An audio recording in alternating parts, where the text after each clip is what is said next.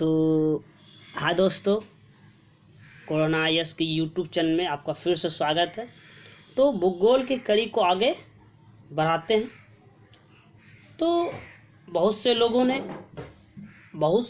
ने भूगोल को बहुत सारे नज़रियों से देखा, बहुत सारे लोगों ने परिभाषाएं भी दी। तो भूगोल की कुछ जुड़ी हुई कुछ परिभाषाएं देख लेते, किस लोगों ने कैसी परिभाषाएं दी। तो इसी परिभाषाओं के क्षेत्र में, भूगोल के परिभाषाओं के क्षेत्र में पहला नाम आता है स्ट्रैबो साहब का। तो स्ट्रैबो साहब का पहला नाम आता है। तो स्ट्रैबो साहब ने क्या कहा? तो स्ट्रैबो साहब को देख कर पहले याद आना चाहिए। तो स्ट्रैबो साहब को भौगोलिक विश्वकोश का रचनाकार, पीछे जो पढ़े उसको भी याद करते जाएं, भौगोलिक विश्वकोश का रचनाकार कहा जाता है। तो उनको स्ट्रैबो साहब ने कहा क्या? भूगोल एक ऐसा स्वतंत्र विषय है। क्या? एक स्वतंत्र विषय है जिसका उद्देश्य क्या है? इस स्वतंत्र विषय का उद्देश्य क्या है? इस स्वतंत्र विषय का उद्देश्य क्या है कि लोग इसके बारे में जाने। तो लोगों को विश्व, आकाशीय पिंडों, स्थल, महासागरों, जीव जंतुओं, वनस्पति, फलों तथा भूस्थल के क्षेत्रों में देखी जाने वाली प्रत्येक वस्तुओं से क्या करें? लोग ज्ञान प्राप्त करें। इसका शॉर्ट में यही होगा कि स्ट्रैबो साहब का कहना था कि किसी भी वस्तु को ज्ञान के नज़रिए से देखिए।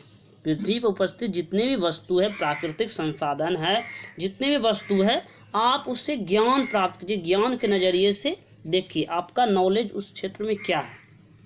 उनका यही कहना था स्ट्रैबो साहब का। ठीक। तो आगे दूसरा नाम आता है कैलेडियस साहब का और टोलमी साहब का। तो उनका नज़रिया देखते हैं भूगोल विषय को लेकर। तो उनका कहना था तो भूगोल पृथ्वी की झलक को स्वर्ग में देखने वाला एक आभामय विज्ञान है।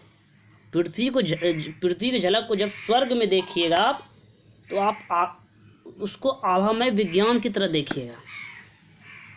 तो जब चंद्रमा से जब देखते हैं अपनी पृथ्वी, कितना सुंदर लगता है देखने में। उसी तरह से जब पृथ्वी के झलक को स्वर्ग में देखने पर आभामय विज्ञान की तरह दिखता है। तो कैलेडियस और टोलमी साहब ने यही कहा भूगोल से जुड़े हुए कथन। तो तीसरा आता है कार्ल रिटर। अब कार्ल रिटर देख को तुरंत याद आना चाहिए, ये भूगोल वेता हैं। ये सब तो भूगोल वेता है, टोलमी भूगोल वेता है, कैलेडियस भूगोल। तो कार्ल रिटर एक भूगोल वेता है।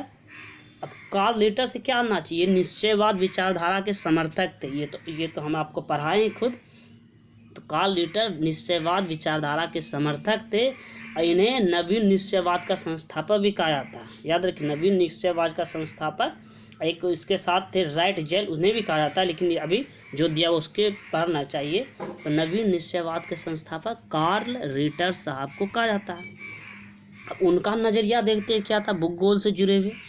तो उनका कहना था भूगोल वह विज्ञान है, उन्होंने विज्ञान की दृष्टि से भूगोल वह विज्ञान है, वह साइंस है जिसमें पृथ्वी को स्वतंत्र ग्रह, फ्री प्लैनेट, पृथ्वी को स्वतंत्र ग्रह के रूप में मान्यता देते हुए उसके समस्त जितने भी पृथ्वी के जुड़े हुए लक्षणों, घटनाओं और उसके अंतर संबंधों का क्या किया था? अध्ययन किया था। उन्होंने विज्ञान की दृष्टि से देखा भूगोल को। उन्होंने कहा एक स्वतंत्र ग्रह है, आप इसके साथ पृथ्वी के जो लक्षण है उसका अध्ययन कर सकते हैं, उनके घटनाओं का अध्ययन कर सकते हैं, उनके अंतर संबंधों का अध्ययन कर सकते हैं। किसने कहा? ये कहा कार्ल रिटर साहब ने कहा।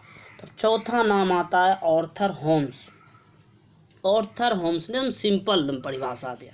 भूगोल से जुड़े हुए आर्थर होम्स का सिंपल परिभाषा था। तो भूगोल में पृथ्वी का अध्ययन करते हैं। तो भूगोल में पृथ्वी के उस भाग का अध्ययन किया जाता है जो मानव के रहने का स्थान है। पृथ्वी का मानव के रहने का स्थान सिंपल दिया। पृथ्वी के उस भाग का अध्ययन किया जाता है जो मानव के रहने का स्थान है। चलिए फिर से एक बार देख लेते हैं कि इन्होंने किस किस व्यक्ति ने क्या क्या परिभाषाएं दी, एक बार देख लेते हैं।